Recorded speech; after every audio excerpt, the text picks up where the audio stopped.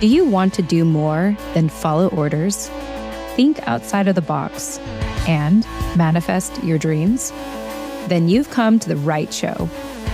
Welcome to the award-winning podcast, Holding Down the Fort by U.S. VetWealth. I'm your host, Jen Amos, a Gold Star daughter, veteran spouse, and entrepreneur. For Season 8, we continue our wonderful partnership with the Rosie Network to highlight motivational stories of personal growth, financial awareness, and autonomy in our military community. We're also excited to showcase our partnership with Blue Water Advisors. Well, we have a lot in store for you this season, so let's get started.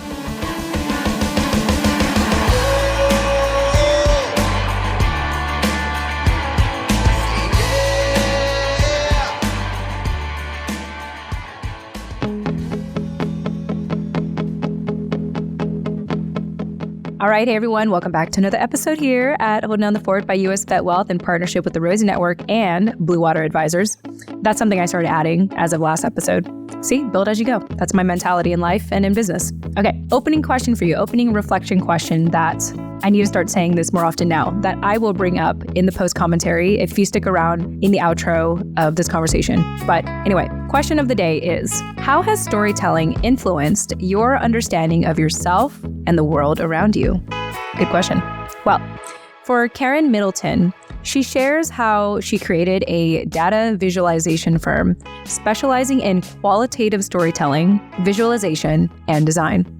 Karen shares her unique story of moving from the structured world of military intelligence to the expressive fields of quilting, textile, and fiber art, alongside her innovative work in qualitative data visualization. Through her dual passions, Karen illustrates the power of storytelling, connection, and the therapeutic nature of creativity. She also shares her experiences with job loss and how she used this time to focus on her passions and start her own business, Middleton Design Studios. Learn how personal experiences and professional skills can intertwine to create impactful art and data narratives, resonating with the themes of personal growth, autonomy, and the quest for understanding human experiences. Karen, it was a pleasure having you on the show. Thank you again for our very fun, very thorough conversation.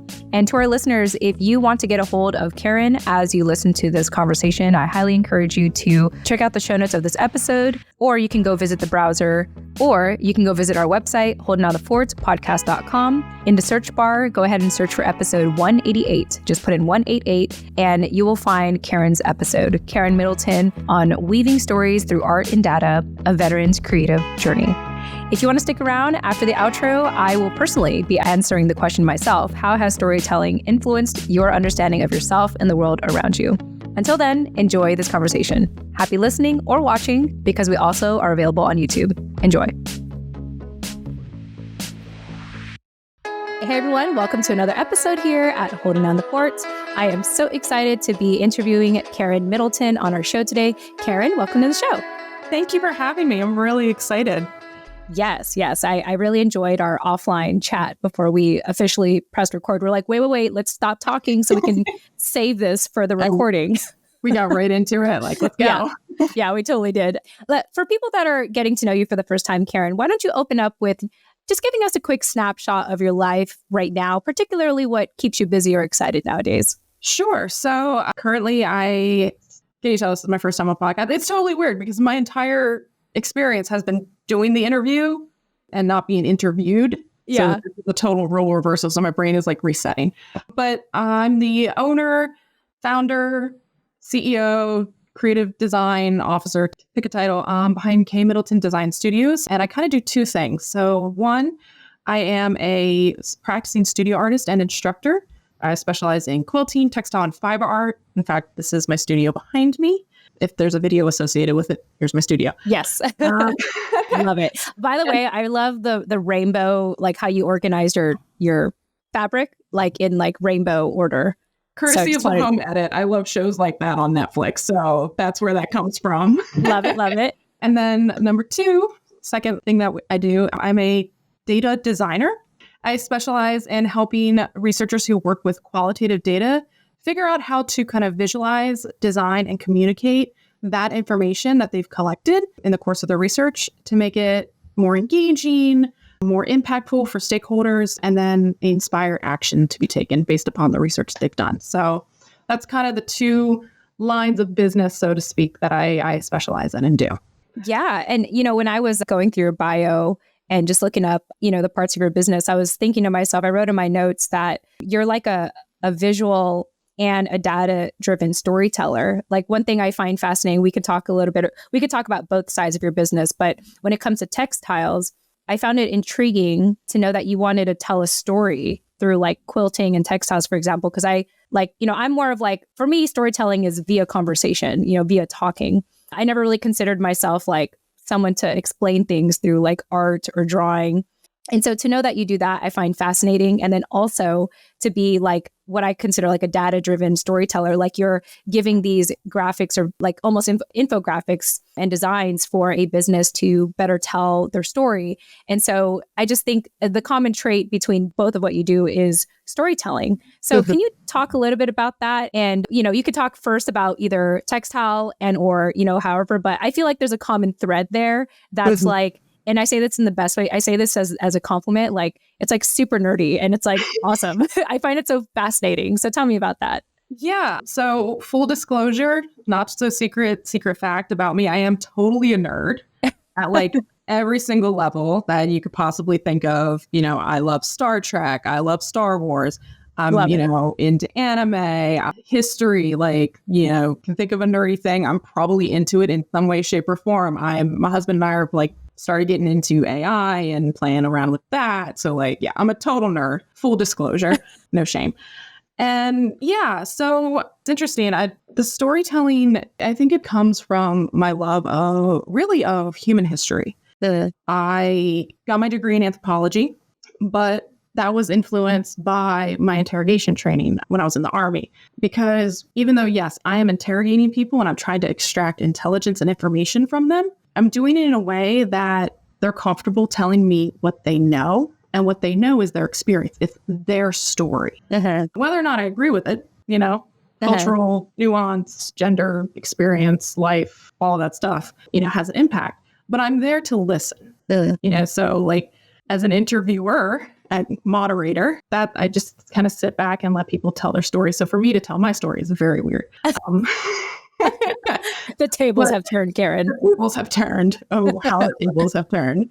That's just kind of fun, actually. This is good for me. Good. And so a love of just history, human history, human development, just loving where we've come from overall, but then hearing everybody else's experiences because my experience is different. And for me to understand where somebody's coming from, I have to understand and listen to their story because nobody has the experiences that I've had. Just like Jen, no one's had the experiences you've had. Your story is different from mine, but there's commonalities in there. And if you can find those commonalities, that's where you can connect. That's where you can build rapport. And that's where I feel like I might be going on kind of rambling a little bit, blabbering as my husband calls it. But hearing the stories creates connection. And that's what I'm about. I like connecting. I like to connect with others in ways that sometimes they're expected, sometimes they're unexpected. And that, to me, is the real joy. Yeah. Does that make sense? I could definitely relate because, I've been podcasting for 5 years now. I've easily have produced 600 episodes at this point collectively, not on just this show. Like I've had like other shows and I've been contracted in the past to like host other people's shows. And I'll have those moments where right before I'm about to talk to a guest, I think to myself, wow, we have like nothing in common. Like how am I going to connect with this person? And I find a lot of joy, probably similar to you, in just listening, just listening to people's experiences. And like you, I can relate to like recognizing that my perspective is my own. And to really build a connection, I have to genuinely try to understand where the person is coming from. And I personally like that challenge because, and I know this has a lot to like, you incorporate a lot of this into your work, just trying to find that connection, because I think it's easy to like, let's say, look at someone at face value or look at society at face value, and maybe even the workplace or wherever environment you're in. And you can easily feel alone. You can easily feel like no one understands you, like no one knows where you're coming from, no one will get you. And so it's meaningful for me to engage with you right now because I feel like I already relate to your experience of Like, I may not have been an interrogator in the Army, but I hear what you're saying. And I love that, as nerdy as you are, and again, that's a compliment, that you have this desire for human connection. And the way that you do that is, with textiles and data-driven design for your clients. And so anyway, I'm just taking that in. I just find that fascinating. Do you have anything to add to that? That's pretty much, I guess, nail on the head. The way that I kind of approach both of them is slightly different, but you are right. At the end of the day, like, the core is storytelling, the core is connection. So with my textile work, a lot of the work that I currently have that's showing right now, and some of the pieces I'm working on now, planning, is really come out of COVID. And we're inspired by COVID, being isolated, being stuck at home. At the time, I was working for the government, actually at the Smithsonian. Told you I was a nerd, right? I love it. I'm here for it. But my husband was stationed at Fort Bragg. So at this point in time, during when COVID hit, I was working up here in Maryland, and he was down in North Carolina. I think Fort Bragg has actually changed its name now to like Fort Liberty. So whatever the big base is down in North Carolina, whatever. They rebranded. It rebranded. I think it's Fort Liberty. I'm not sure though. So I was really, really isolated. I was away from my spouse, my best friend, my sister-in-law, even though I have family in this area, because I'm originally from Maryland. So my family's on the Eastern Shore. So they're across the Bay Bridge, across the Chesapeake. So it's kind of a pain to get to them. They're kind of far away distance-wise. And his family, my in-laws, they live near DC, but my sister-in-law is immunocompromised. And so it was kind of hard because I couldn't lean on them. I couldn't see them. And it was hard to get, see my family on the other side of the bridge because of distance, and then, having to social distance. So like I was really, really lonely, really depressed, having a lot of mental health issues at that time. And, they were more severe, I should say. And so when we were kind of just stuck at home, I also wasn't commuting. I didn't have an hour and a half commute one way. So 3 hours I got back in my day. I was like, what am I going to do? So that's when I turned to my artwork and kind of just really starting to experiment and play with not just the work I was creating, but also kind of reflecting on the feelings I was feeling and like missing that connection. And so I kind of started looking through old photos, thinking of my family, things that I had done with them that were really meaningful and purposeful. So that led to one of my works called Grand Canyon Sunset, which is really just based on a memory from family vacation to the Grand Canyon. And I can't show it to you because it's actually hanging up in a show right now. No big deal. No big deal. Not to brag, but not to brag. I'm very excited. It's in Annapolis Quilting Treasury. If anybody's in Annapolis, go see it before it ends, February 16th. Love it. But and that was just really thinking about that work in of itself was really just about thinking where we are, kind of what's going on, missing family, remembering wonderful times I had with my family, and then kind of also being like, I am so small with everything going on. Just the reminder, because I don't know if you've ever been to the Grand Canyon, but when you roll up to it the first time, you're just like, oh my God, this thing is massive. The pictures don't do it justice. And so that work was kind of inspired by that. And then the subsequent work, Sea Storm, which is right here. Oh my gosh. I was going to ask you about that. So love that you have it handy. So this work just got out of a show. Wow. So that one was really based around, just dealing with the emotions. And, it's like, we're going along, things are great. And then COVID happened, everything shut down. It was like this massive storm that nobody expected. It just kind of made me think of the Hokusai wave. It was a great wave over Kasanagua. I didn't pronounce that right, and I apologize. But the Great Wave by Hokusai, people will know that. And that's kind of like, I wanted to kind of capture that feeling, but in fabric and in the environment of COVID, because I know wasn't the only one feeling that way. Yeah. So that's kind of where my quilting kind of has gone, dealing with those feelings of isolation. And as a military spouse, as a veteran, I was kind of always in a unique position being both a veteran and a military spouse, because not a lot of military spouses can maybe understand some of the nuances that their service members are dealing with. And so there were times that I would be trying to connect with military spouses, and either would kind of get stopped because they'd find out I was a veteran, or, I couldn't just quite connect with them. So always trying to find that connection with something. It's just something that I always look for. In terms of storytelling and human connection with data, qualitative research. I was an interrogator and I leveraged that into being a moderator and a qualitative researcher. Guess what I did to deal with all the time? It's not numbers.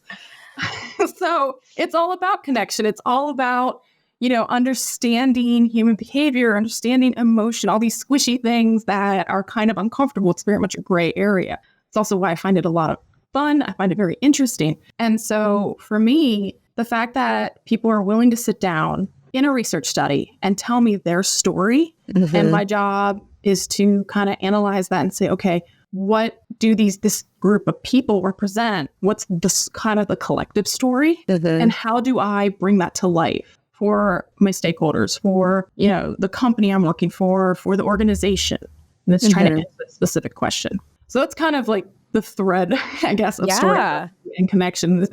It comes from two different places. One's like art is a little more internal, and I think my data design work is a little more external. Yeah. I really like how you humanize data, like you tell a story. And I do appreciate you bringing up the sea storm design that you did there, because I was going to ask you about that. And, initially when I was looking you up and checking out your website, I was thinking in my head, like, how do you tell a story with quilting? Like how do you, like, in my mind, my initial thought was like, how do you do that? And then when I came across that design, I was like, oh, that makes sense. It's like it's a piece of art done via quilting or, textile. So I find that very fascinating. And I really like your approach to bringing life to, like I said, textiles, and also with data. It makes it sound less dry, and it helps me understand the significance of numbers, because I'm not a number person. That's my husband. We work in finance, but I do the marketing side. He knows all the nerdy stuff. Like he's a huge nerd compared to me. I'm just like, well, I think I'm nerdy in my own way, but not when it comes to numbers. Definitely not. I purposely studied journalism to avoid math, but I had to take like a statistics class, and I took it twice because I got a C minus, I think the first time, and then it said to pass, you had to get a C. So I retook it. I got a C, same class and everything. And I was like, okay, that's it. That's all. I need to move on with my life. I feel your pain when it comes to statistics and math. That's why I went the qualitative route instead of quantitative, because I was like, I'm not the biggest fan of numbers. I can work with them. Yeah. But what's more interesting is, again, that human element, because numbers tell you what, they don't tell you why.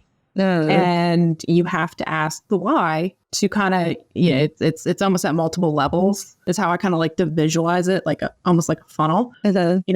Qualitative or quantitative is very broad. It gives you a lot of breadth and can tell you, what's happening, but it can't quite get at the why. And that's kind of like that next level of funneling down. It's where qualitative kind of comes into play, and it says, okay, we're seeing this behavior happen that, why is that happening? And that's when you go out and find out, okay, here are the social, emotional, economical reasons that are, why people are making the decision or acting the way that they are, that our quantitative, our numerical data is telling us. So it's an interesting relationship, but I'm with you on failing stats.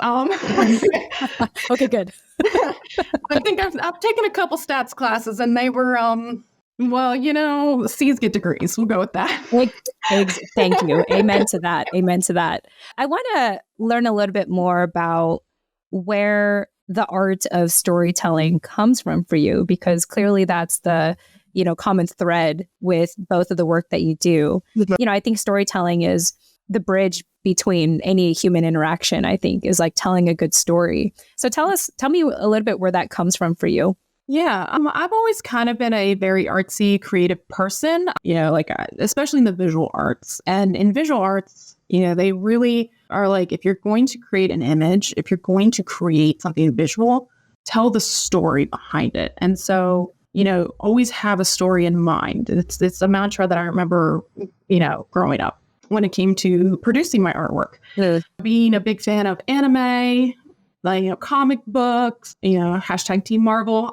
My husband's Team DC, so we butt heads quite a bit, and movie buff, like seeing how people create stories visually, even if it's in a medium, such as a comic book, such as a movie, is something I've always been drawn to. And like, I'm total nerd. I read a lot. So words also have power to create those visuals. But as somebody who is more visually inclined, as noted from my studio, how do I take something a little more stagnant and create that story in the viewer's mind? So I've always kind of been that way. That's what I really like. And I think, growing up, I worked at my uncle's auto parts store as like a little sales rep, cashier. And, to sell things, what do? You build rapport. How do you build rapport? You ask questions. You listen to people's story. So kind of just being comfortable talking to folks, listening to, finding that connection. And then, of course, being an interrogator and getting the story from those folks and that group of people. But then also, I've always had a love for history. I'm going to keep coming back to this. I'm about to be really nerdy again, but I love Indiana Jones. Uncharted is one of my favorite video games. Like anything that is action, adventure, mysteries of the universe, human development, like I am for it. And that comes out of just being fascinated with human culture and development and how people, from different parts of the world interpret the world around them and how they're telling stories. I remember as a kid, my mom got a picture book for my sister and I that was on different myths, goddess myths from around the world. And I remember, being familiar with Athena and all the Greek and Roman goddesses. But then I learned about, Amaterasu, who is the sun goddess of Japan, the Shinto religion. Mind blown. Learned about the Orisa, who are, I'm drawing a blank. I'm thinking of the country, but that's not the right place. African tribe. What's the name? Maybe I can Google it real quick. The Orisa? Orisa. Let me see. Yoruba. That's it. I think they're the Yoruba pantheon. So I'm learning about their gods and goddesses. So learning about all these different cultures and how they interpret the world around them, how they told stories, was really something I really got interested in, really fascinated by. So hence I got a degree in anthropology. And so it's something that I've always enjoyed. And I think storytelling is so crucial to how we, again, perceive and understand the world. Yeah. So let's see. I think, at the end of the day, it's just been something that I've always really enjoyed because, and maybe it's just part of like where and how I grew up. Like I grew up in rural America. There's not much on the Eastern Shore. And so for me, it was always kind of like, what else is out there?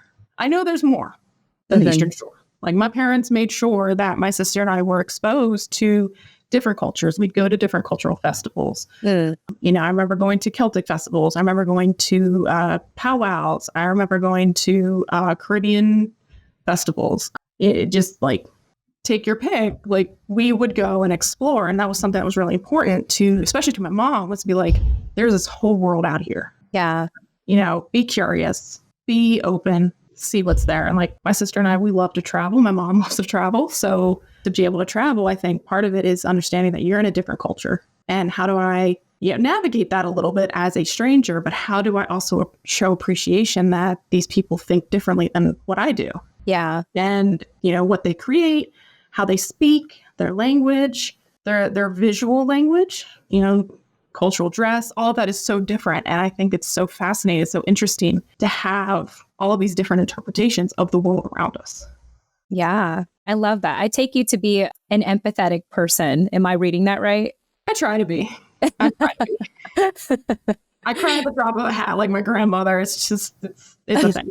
I mean, I find it so fascinating because, again, like going back to the whole nerd theme here, it's like you know so much about like history and you're very data driven and yet you also, and I know we can credit your parents for this, like you desire to have a deep understanding of people and different cultures. And, to me, it makes you a well-rounded person to like not only, seek to understand people, but also I'm sure you can turn on that logical hat or objective, pragmatic hat on if you want. And I think it just makes for like a great range of a of a personality and the way that you connect with people. So that's sort of what I'm kind of gathering in hearing you talk. And because often I feel like I tend to come across two types of people. There's a very pragmatic, matter of fact, almost comes off as rude because they're just very assertive. And then, for sensitive people, they see it as rude, but I understand that they're just very assertive.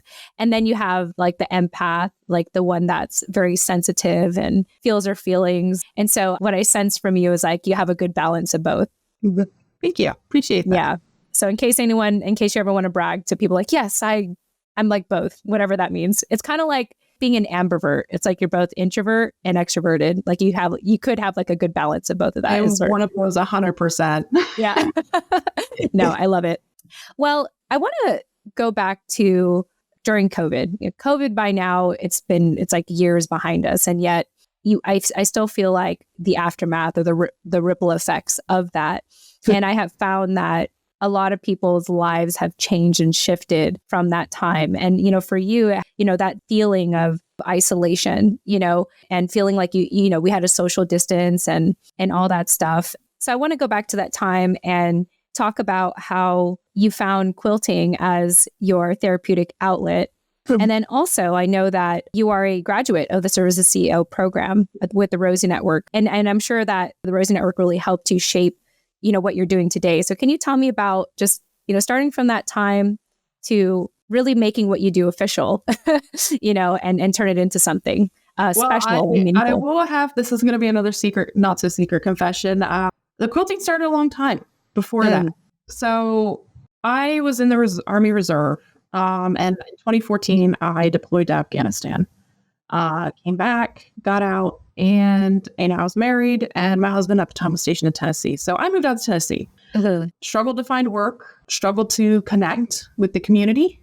Yeah, as I mentioned previously, made a few friends, but it was like I still felt very, very isolated, and I still really, really struggled. I was depressed. My self-esteem had tanked because prior to that time, I was in DC. I was working a contracting job with the FBI. And so I had started my career path, and then it felt like I'd taken a step back entirely because I wanted to prioritize my family and my husband and my relationship with him.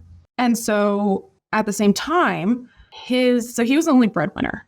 His pay was also messed up. And so we were actually living below the poverty line. We were economically struggling. Not, food stamp struggling, but I definitely had to go to the food pantry a couple times. And I definitely have an appreciation for Goodwill and thrift stores that still lives to this day. And so in the midst of trying to find work, in the midst of trying to pinch pennies and make a dollar, I just turned to what are the things that I can do to support the household. And I grew up with my mom sewing, watching my mom sew. And I bought a sewing machine prior to this because I wanted to learn how to sew. I think it's just a good life skill for anybody to have. And so I started hemming his uniforms. I started, putting together his dress blues, which is what we had at the time, and doing all of that. Also started making more of the household goods, so blankets, pillows, curtains. So I'm very utilitarian. Learned how to make clothes.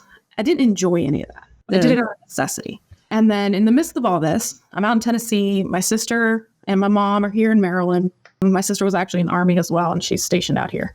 And so they call me up, and they're like, "Hey, Karen, your sister wants this thing, this duvet cover, because she can't find anything, and I don't have the time." My mom's like, "I don't have the time to do it. Yeah, halfway done, but I don't have time to finish it. Well, if we ship it out to you and we pay you, will you finish it?" And I said, "Sure, I could use the money." Wow. Yeah. So your first client. So they sent it out to me, all the fabric, the pattern, and everything. And it was based on a quilt pattern.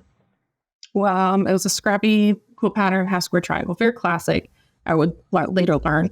So I'm following the pattern in this book. I get to the point where I make the quilt top, and then they're like, "Okay, stop there, turn it into a duvet." I was like, "Okay." But I kept reading the book because I like to learn. I'm a nerd. We know this. And it's been established. I am a nerd. I like to learn.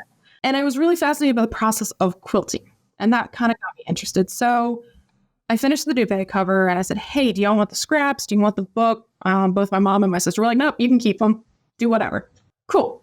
About a month later, we moved to North Carolina. My husband got PCS to what was formerly known as Fort Bragg. And so now we're in North Carolina. Same thing, struggling to find work. Self-esteem's kind of low. But my depression was at an all-time high. But I had this new thing. And I get excited about new things. That's why I like to learn. I get bored very quickly. No, I don't have ADD, but I do get bored very quickly. So I was like, well, what do I do with these scraps? And I looked at the book and I was like, I'm going to make a quilt. And it just kind of took off from there. So the quilting started as a way for me to kind of process those feelings of isolation and that I was feeling, not really connecting with the community, the veteran community, nor the military spouse community, kind of being this weird in between, not being near my family. So I didn't have that community. It was just dealing with all of that. Those feelings of low self-esteem because I wasn't working, wasn't bringing in income, dealing with those feelings of depression. It was how I just kind of tried to bring something brighter into my life. Told you I cried at the drop of a hat, right? Hey, it's all good. It's all good. I'm here for it. And so, as time goes on, I kind of start finding myself getting bored with quilting. And at this point in my career, I actually had started going to school for textiles, a master's degree in textiles. So we're going to be in North Carolina. I need something that will give me hard skills. And the heart of the U.S. Textile industry is in North Carolina. So I'm going to get a degree in textiles, and that's a guarantee into that industry. We all see how that worked out. But I really fell in love with textiles and just the versatility of them and specifically quilting. And when I was in grad school, I got the opportunity to work for the Smithsonian. So my husband was like, yeah, you're taking that. Moved up to DC. And while I was I joined the Quilt Guild here in Annapolis, the Annapolis Quilt Guild. And kind of that's where I got started introduced to kind of different quilting styles, new techniques, things that I had never even heard of. And that got me interested really in experimentation, trying different techniques. So I remember in 2019, there was a government shutdown for 30 days, almost 30 days, I think is how long that was. So I was not working for a month. What do you do? This is what I did. And it was a challenge quilt. And the image that popped in my head, challenge was called Shades of Gray. I did not pick it. And the image that popped in my head was growing up on the water. There's a lot of rivers on the Eastern Shore. Don't know if you've ever been to the Eastern Shore of Maryland. I grew up on the water. I grew up playing on rivers. So for me, I remember being on the water in the winter. It's a lot of gray. I was like, I have no idea how I'm going to do this, but that's what I'm going to do for this challenge quilt. So over time, my quilting went from more traditional to experimental art quilting. Now back to your question. COVID hits. Yeah. And I just, again, dealing with those, deep feelings of isolation, those deep feelings of depression, low self-esteem, things I still struggle with to this day. That's just kind of where it exploded, where I just really just leaned into the art making of my quilting and the art quilting. So that was a whole long spiel. Yeah. Well, we can do it. I want to just pause real quick and, give you a virtual hug, and I just want to thank you for sharing that. And although I did not get into quilting, actually, I had really struggled with depression and bouts of loneliness around 2019. And my outlet actually was podcasting. All this started because of podcasting, because, at that time, my husband and I were moving around a lot. And I had this belief in my head. I was like, well, if I'm not going to stay in one place long enough, I might as well build an online community. And what better way to bond with people than podcasting? And I mean, there's a whole backstory to it, but basically I fell upon podcasting, and that had been, my way of finding connection and working through all of that. And then, fortunately, I set up my show before COVID hit, because once COVID hit, I went hard with podcasting. I went all in. It was crazy. I now, 5 years later, I'm learning to pace myself and do things, do things in phases, not do things at once, all at once. And I've come a long way. But I say all this because I can relate to your story in that sense of you were in a very dark place, and, somehow, some way, the light at the end of the tunnel happened to be quilting for you. And I just, I appreciate you sharing that story and like where it comes from. And look at the beautiful work you're doing today and like the beautiful life you have today and your happy place here, your studio. So I just wanted to take a moment to pause and like observe that and, give you the virtual hug for your journey. I appreciate that. Thank you so much. Yeah. There was a second half to that question and I totally forgot about it. I'm sorry. Yeah, I forgot it too. So I forgot it also. So I think, the question what I was getting to is, so you've been doing this for a while and this was modeled to you by your family growing up, quilting, which, by the way, I was reading on your website that you went to the Mid-Atlantic Quilt Festival in 2023 and, you immediately made this observation that you were like the youngest person there. And so I love that you've taken on something that typically speaking would be done by elders and like grandmas and stuff. Like it reminds me of like, I actually, not that I'm like as skilled as you, but my godmother, when I was in 4th grade, like taught me like knitting and crocheting. And I remember it was like knitting was like my fidget toy growing up. Like when I felt nervous, I would like make scarves and stuff. And I would remember in high school, I would straight up bring like a ball of yarn, and in classes, I'd just be like, if the teachers didn't say anything, I'm just like knitting. And I just remember like, yeah, it was just like a way for me to like relieve stress. But also like, I felt like people would always make fun of me because like I would always wear like big glasses like this. And then I would tie my hair in a bun. So I looked like a miniature grandma, like just knitting in class, big glasses, all that. So anyway, I just thought it was kind of funny how you made that observation. Also, you're like, oh, I'm like the youngest one here. But anyway, I just wanted to add that. But where I was getting to now in hearing your story is, how did that lead you to the Rosen Network and Services CEO program? Yeah, so I actually officially started my business really just as a sole proprietorship art studio back in 2021. Yeah, I was like, I have the time. I'm just going to do it. I'd also a neighbor who he was a musician, so we talked art all the time. Wanted to purchase one of my works from high school. I had it hanging on the wall. He's like, I love it. It was an old acrylic painting I did of jugs and fabric. I'm starting to see a pattern here. And so I was like, well, if I'm going to sell this to you, I need to be legit. Like somebody actually wants to buy my work. Nobody's ever bought my work before, but he did. And so I was like, well, if it happens again and I'm making these quilts and these art quilts, I'm legitimate and whatever. In terms of the Rosie Network, so, it's interesting because we talked a lot about quilting, but with the Rosie Network and Service to CEO, I focused on the data design. So I guess I got to backtrack a little bit more. You're so versatile. Yeah. So my interest in graphic design and, data visualization actually started at the Smithsonian. And then being just a visual person, being a studio artist.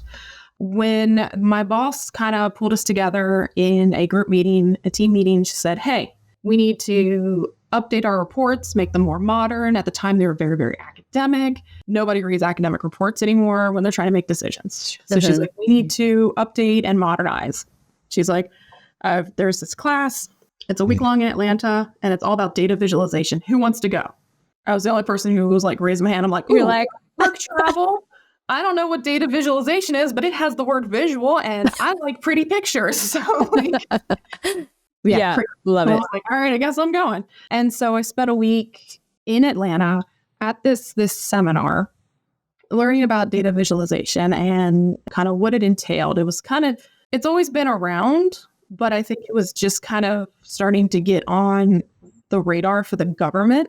And when people were really starting to talk about a lot, especially because we were starting to hear big data. How do you handle that? AI was on the horizon. So and this is in 2018. So I went and I thought, this is really cool.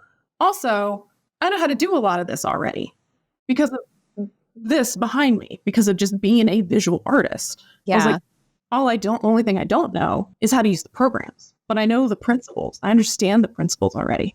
Just from being an artist my entire life. So kind of had free reign from my boss at the time to kind of start playing with it a little bit. Government moves at a snail pace for change. So, but I was able to do a smaller project where they literally said, the client literally said, I don't want a full report. Like, what do you guys do? I want a one pager. Okay. You're not fitting qualitative data on a one pager unless you make it visual. You're just not, because of the sheer amount of volume of information you collect. Yeah. So I did that project. It was actually for natural history museum, the institution, Smithsonian Institute Museum of Natural History. And it was about maps and wayfinding in the museum. They were thinking about updating the handheld maps that they would give to visitors, and just basically wanted this a quick, yes, this is a good idea, way to spend funding. What I found in that project was that visitors don't really use the handheld maps. They rely on the wall maps. Those wall maps had not been updated in like 10 years. This is very important key finding. Do the report, put it in this one pager, send it off. Now, with a lot of research, you don't often find out what the result was or the actions taken. But about 6 months later, I'm doing another project in the Natural History Museum. And I happen to glance up and I'm like, wait a minute, those maps are different on the wall. Yeah. And that's when it kind of clicked in my brain. I was like, I didn't use any quantitative. This was all qualitative project that I just created these visuals for in PowerPoint. So it was beautiful. That's sarcasm. I was like, was it? PowerPoint skills have increased tremendously since then, as have my Adobe Creative Cloud suite with Illustrator. I love it. But what it told me was like the key finding in the message in this one pager got through. And I'd only seen data visualization in terms of quantitative data. So dashboards, Tableau, maps, graphs, charts. Those are things we're used to. We do data visualization. That's what a lot of people go to. But in this case, it was just qualitative. And the images that I created for that one page to get that information across inspired action. It engaged the museum director to say, okay, we're going to allocate funding to update our wall maps that we hadn't planned to. So it shifted the entire direction that they were going to go with that particular funding. And so I kind of carried that with me in the back of my brain. COVID hit, had time on my hands, and I was like, you know what? I'm going to actually learn how to do actual graphic design. So my library had partnered with Udemy, online platform, to learn business skills, and graphic design was one of those. Got a couple certifications in that way, learned how to use Illustrator, Photoshop, InDesign, all of those. At the time, I was working at the Department of Commerce, remote. Didn't have much opportunity to really get creative visually. And so I stumbled across a job posting that was in market research, looking for somebody who not only had a qualitative moderation research background, but also had the design background. So I had both. So I applied. I was hired like 2 weeks later by my boss, and it was fully remote. So I was like, I'm getting the hell out of DC now. It was still COVID, but I was staying in DC because I was like, I don't know when it's going to end. They're going to send us back. So I left DC and I went back down to North Carolina to be with my husband. And, family is really important to me. So I was like, I wanted to be with him. I was tired of being separated. Yeah. And so I worked at this market research company until August 2023. So I started June 2021. And I worked there until August 2023 when the company was bought out, downsized, and got rid of their entire qualitative research team. Wow. Yeah. So lovely. Yeah. Story everyone I think has had at least one time in their career probably. And so that's all to say, I was doing a lot of this work for this company. I was doing a lot of visuals. I was playing both the researcher and the designer role, to the point where our quantitative team had come to me a week before I got laid off. I was like, hey, you do great reports. We see what you're putting out. With the qualitative team, we need your knowledge. Let us pick your brain in terms of visual design. And I get laid off a week later. So I was like, oh, lovely. Yeah. So I'm sitting there and starting to network on LinkedIn, going to these different business networking events. And it dawned on me, kind of reflecting back over my career, what I really loved and what really got me jazzed and excited. As much as I love doing moderation and qualitative research, the design and being able to make that impactful and kind of tell the story beyond bullet points. What I really, really love to do. That's what got me super excited. Like, we'd be doing the analysis and I'd be like sitting there drawing like images and things and like flow charts and stuff, and then putting it up on a PowerPoint presentation. People would be like, where'd that come from? Well, and so I was like, well, what am I going to do? Because I don't have, as of right now, I only have a few certifications in graphic design. I don't have a formal degree. So no one's going to hire me as a graphic designer. Although I'm working to fix that. I've applied for some MFA programs, so wish me luck. Yeah. And I was like, that's what I love to do. But no one's going to hire me for data visualization because I don't have experience doing that in terms of quantitative. Like, I kind of know how to use Tableau. I'm taking classes to improve it, but it's not my area of expertise. My area of expertise is qualitative. And so I'm like reflecting back and I'm talking to a former coworker, and she's like, Karen, like, what made you really great at your job? And like, one of the reasons I loved working with you is because design. She's like, I can moderate all day. She's like, but I don't know how to make my reports look nice. I have no idea. Like, I loved working with you because I knew that we could tag team and it was so much less stress because you knew how you could take the information that we were analyzing and make it interesting, make it impactful. She's like, I've never had clients engage with, reports the way that they did when you did the design. So like, I was just kind of like, oh, that was a light bulb moment. So I started reflecting more and more. That's what you do when you're laid off. You have time on your hands. And realized that compliment and that statement I'd heard many, many times over the course of my career doing research. That qualitative researchers, they're not necessarily trained in visual design. And we live in a world where everybody wants it to be visual, make it easy for me to understand at a glance. Exactly. And that's not how qualitative researchers are trained. We don't have necessarily those frameworks in our brain. And so people are looking for that. Researchers are looking for that. I was like, well, I'm a bit of a weird unicorn because I'm a visual artist. Yeah. Trained in graphic design, have done research. It's fascinating. Yeah. Yeah. And so when I was thinking, okay, well, I guess, nobody was hiring either. Research right now, the market is really not hiring. It's really difficult to find a job. And I was like, I don't know if I want to work for somebody else because I've always been really felt like kind of tampered down on being able to be creative and try new things. So I was like, well, I have Middleton Design Studios, art studio. And I thought, well, what if I just kind of pivot that? My husband and I are now in a place where, our finances would allow me to take the risk and try being an entrepreneur. I have entrepreneurs in my family, my uncle, my dad. Yeah. So it's like, it's something I had always thought about and looked at, but it was never in a place to do it. And my husband was like, well, now you are. Yeah.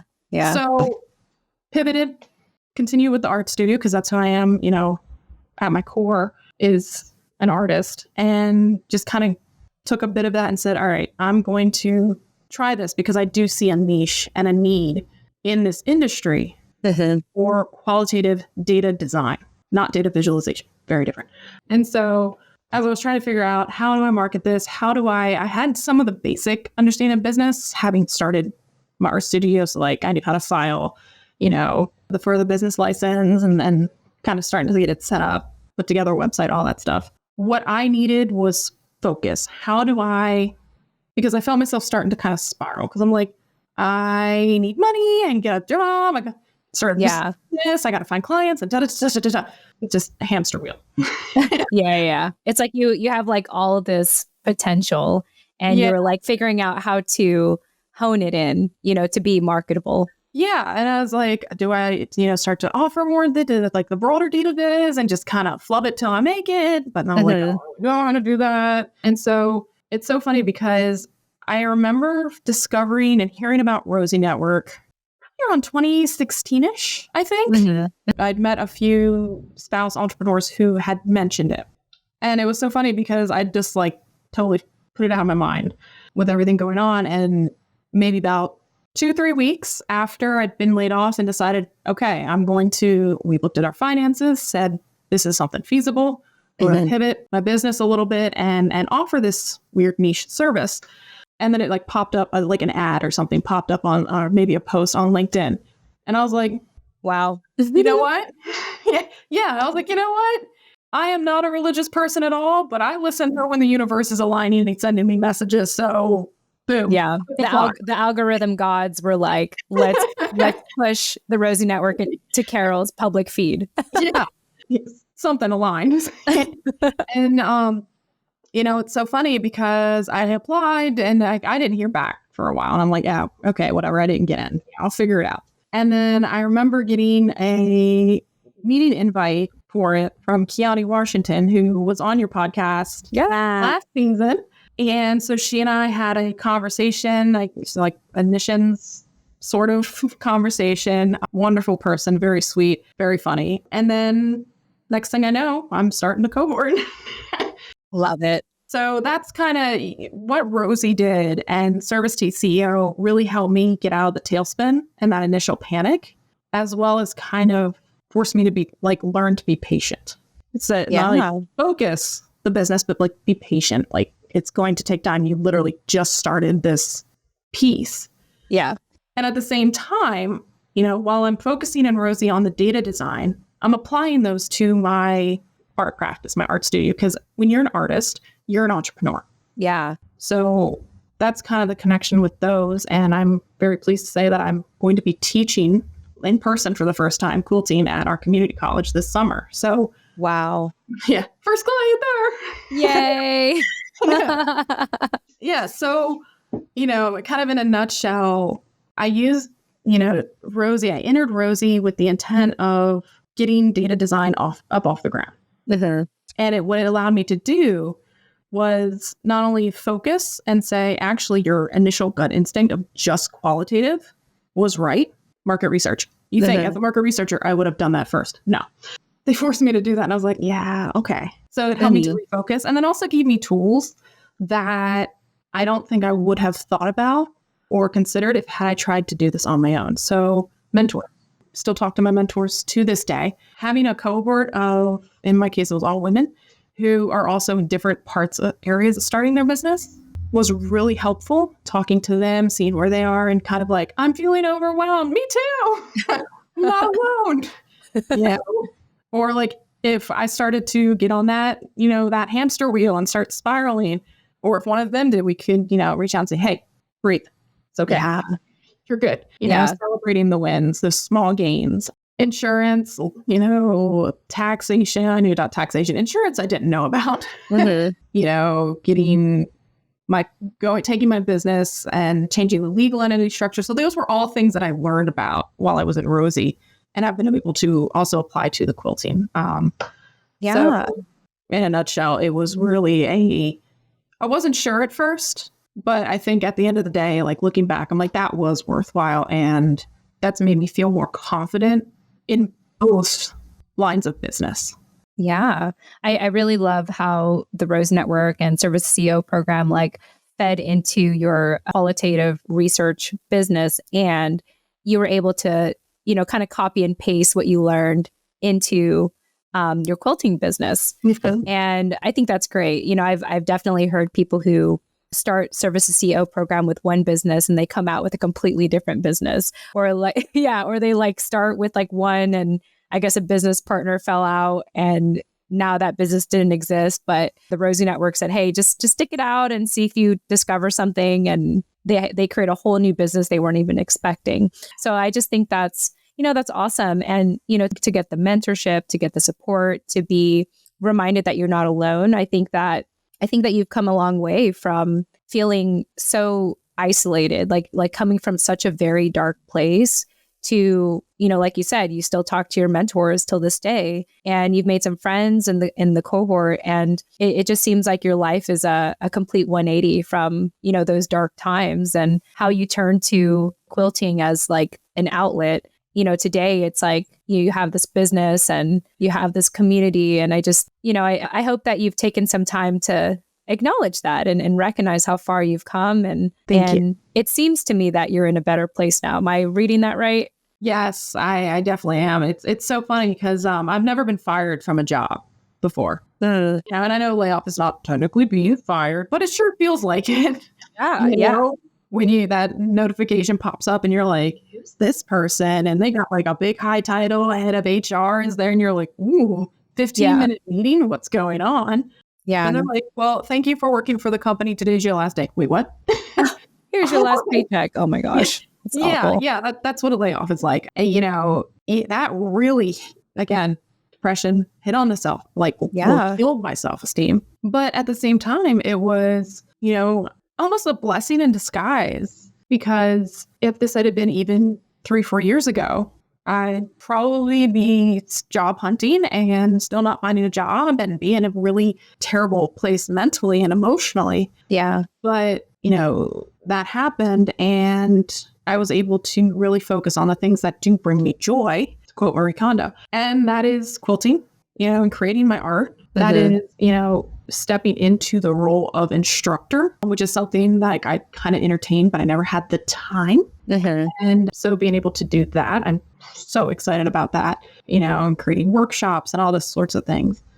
But then also being able to say, here's my other passion, which is qualitative design, qualitative storytelling, and realizing that there is a community that's kind of been left behind when it comes to data visualization and design. And that is qualitative research. It's kind of been left behind. Yeah. Because it's not numbers. It's squishy, it's emotion, it's behavior. Things I love, and goes into, that, again, idea of storytelling. Like, how do you get that point across, those stories? And so being able to step into that role and say, I have these skills, this weird mishmash of research and design, and knowing that there are fellow researchers who are looking for that support. They're looking for that knowledge.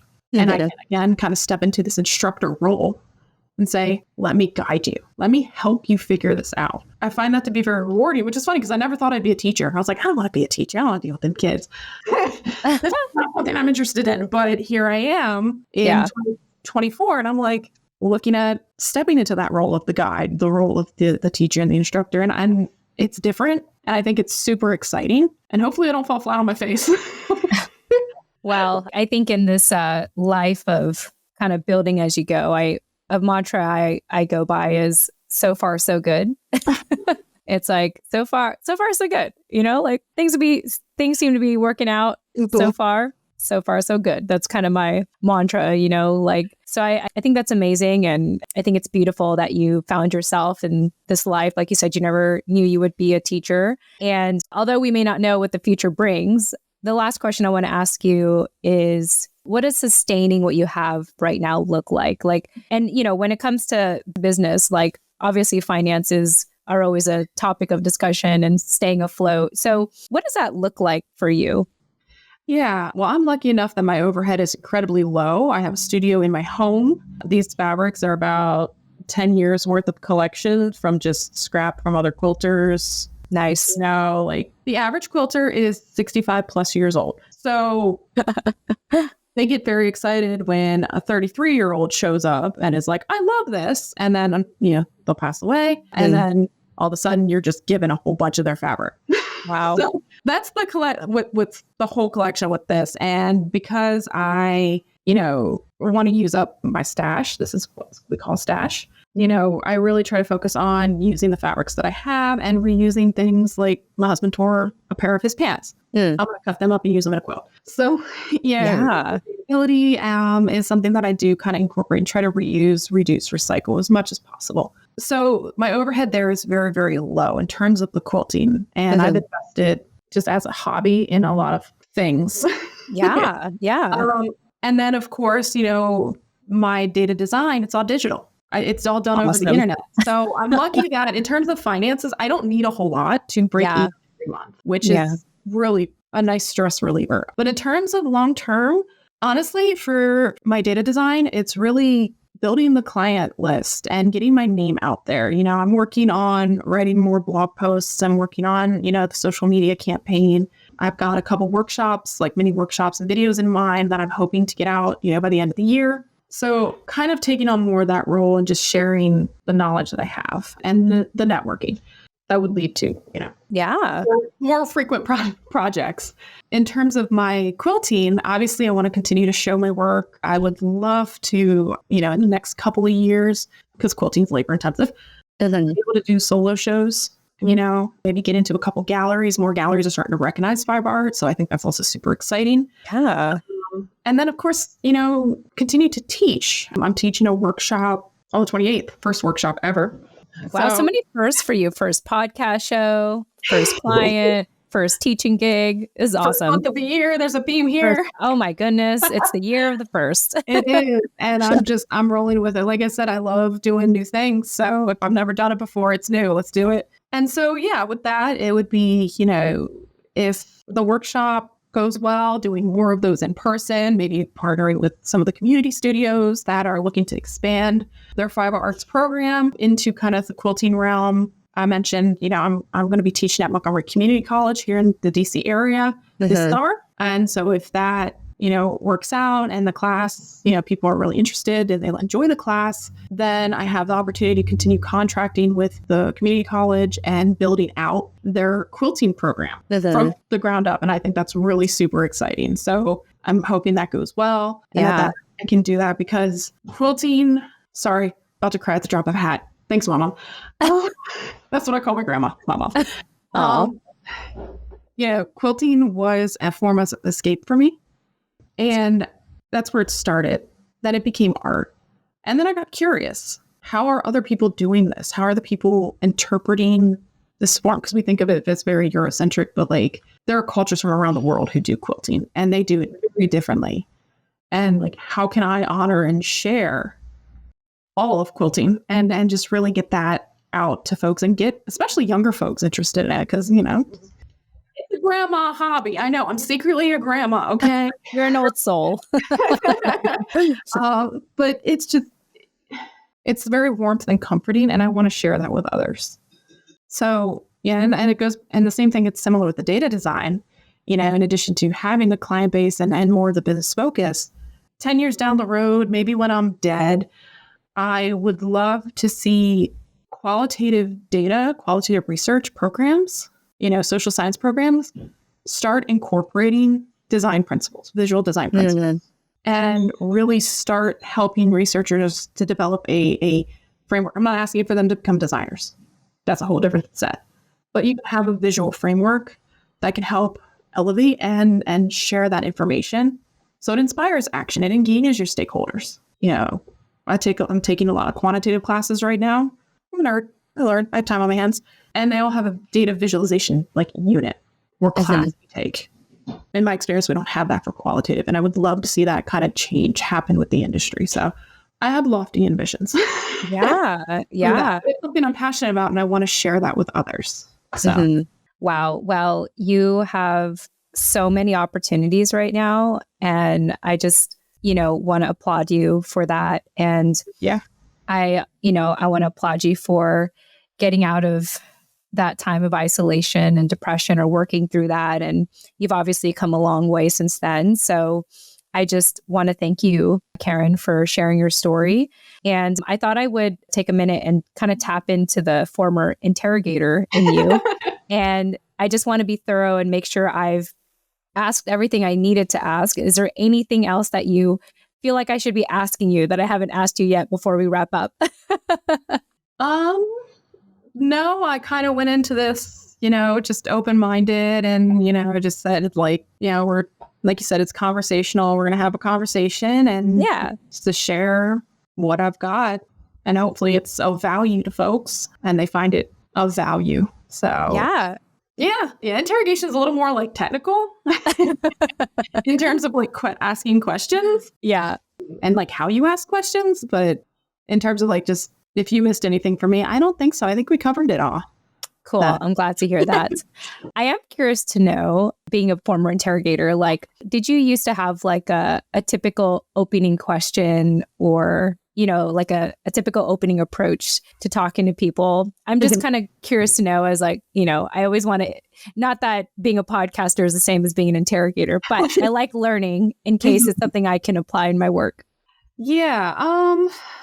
Not a set style so much. Yeah, when I was doing qualitative research, we'd have to give the legalese jargon. So like the opener was like, it's being recorded, it's for research purposes only. Everything will be anonymized. Like there's a whole yeah. That. But my favorite opener, was always just kind of when I was doing research was just, tell me your name, where you're from, what do you do for a living, and do you have any pets or special interests? Yeah, and it's really just like learning about who that person is before we get into the nitty gritty of like the research and like why we're here. They know why they're here, but it's like, I want to know who you are kind of as a person. Yeah. So then later on, as we're going through, we have a good rapport and it's a very comfortable, interesting, fun conversation, like kind of like what we just had here. So yeah, well, good. I like that. Do you have any pets? I do. I have 2 cats and a dog. So it's their dinner time. So they're getting dinner. My pets are gone. Love it. Titus is my dog. He's a boxer mix. And then I have he's about 9 or 10. And I have a 14-year-old fluffy orange ginger cat whose name is Bubba. Love it. He embodies the essence of a Bubba. We also just recently got, in the past year, a little tortico. We can't decide if she's a tortoiseshell or a calico. Tortico. Yeah, because she's got white on just like her belly. We can't decide which one she is, if she's technically calico or tortoiseshell. So we call her tortico. Very sassy. Her name is Daisy. And she is a little over, I think she's almost 2 years old now, and drives the boys wild. So she runs the house. So yeah, I have those are my babies.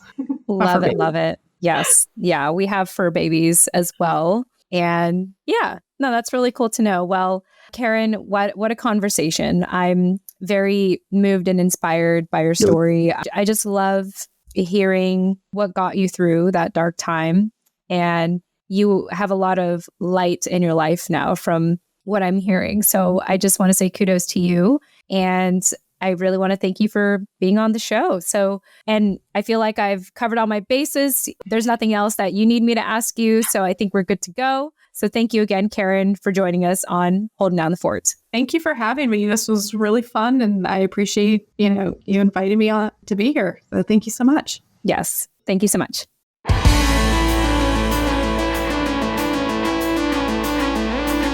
Hey, this is your host, Jen Amos. Thanks again for listening to today's episode of Holding Down the Fort by US VetWealth.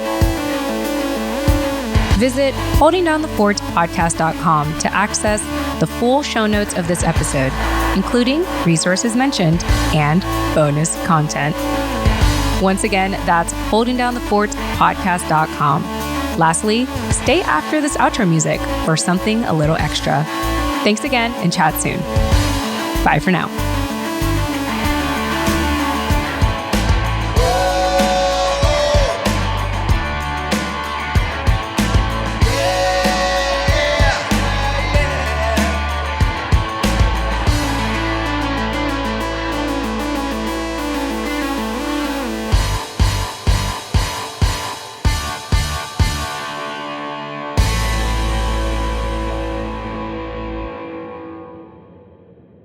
All right. Hey, everyone. Welcome, first and foremost, for sticking around or for listening. Thank you for listening to this conversation with Karen and I. Thoroughly enjoyed it. I don't know if you did, but if you're still listening to this, then I'm assuming you did.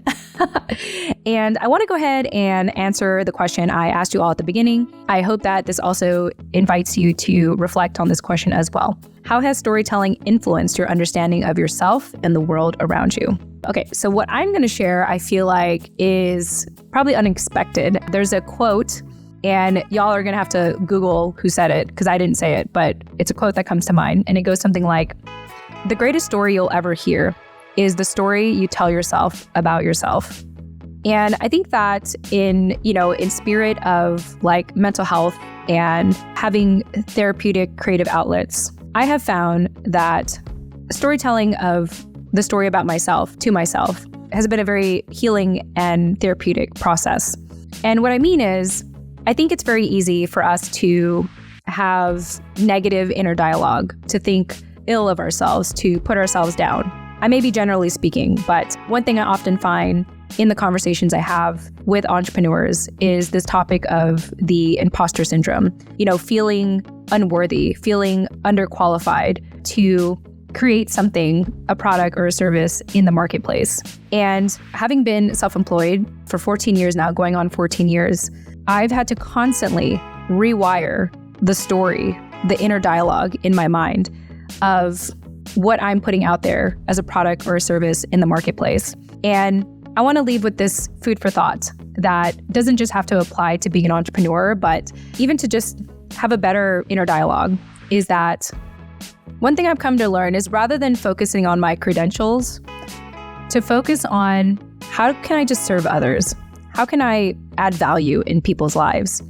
And I'll tell you, creating that story in my mind, creating that idea of like, I am of value and I can provide value to other people. And this is how, has like changed the way that I view myself. Even if I'm imperfect and flawed, it doesn't really matter because it's not about my credentials. It's about you. It's about the focus on, in this case, the listener or the viewer, if you're watching this on YouTube, and focusing on, on that goal of, am I offering value to people? And again, you may not be selling a product or a service, but maybe you just want to be more of value to people, to your loved ones, and thinking to yourself, how can I better serve my loved ones? How can I add value to my loved ones? And I have found that being of service to others is therapeutic and healing in itself. And the story I tell myself is that I am needed in this world. I have an asset, I have a gift, I have a talent, I have something that other people need. And so long as I focus on that,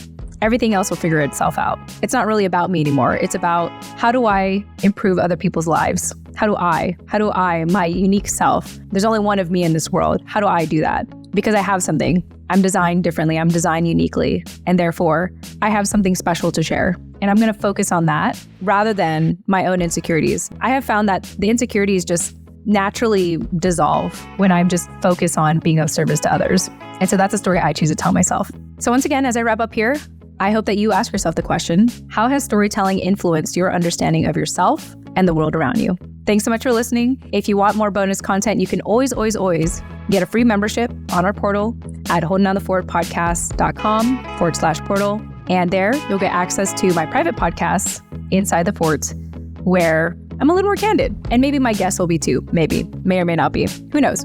It's bonus content. You never know what's going to show up in there.